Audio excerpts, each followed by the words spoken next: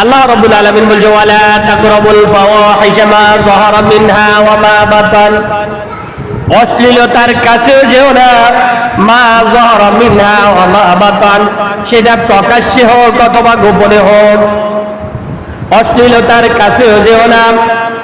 অন্য আয়াতে রব্বুল আলামিন বলেন যাহারাল ফাসাদু ফিল বাররি ওয়াল বাহরি বিমা কাসাবাত আইদিন নাস লিযীকাহুম বা'দাল্লাযী আমিলু লাআল্লাহুম ইয়ারজিউন।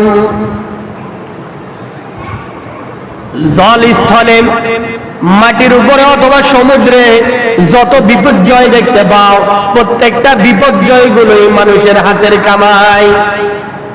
এগুলো দেওয়া হয় এজন্য যেন এর কারণে মানুষ কিছু শাস্তির স্বাদ আস্বাদন করতে পারে।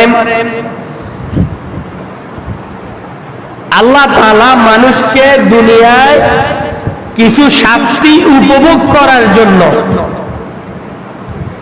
কিছু বিপর্যয় সৃষ্টি করে দেন, এটা আল্লাহর কথা।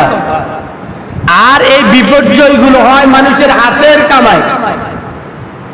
মানুষ এখন যে পরিমাণ অশ্লীলতায় লিপ্ত আছে, মানুষ এখন যে পরিমাণ বেহায়াপনায় লিপ্ত আছে, মানুষ এখন যে পরিমাণ ঈমান বিধ্বংসী কাজে লিপ্ত আছে,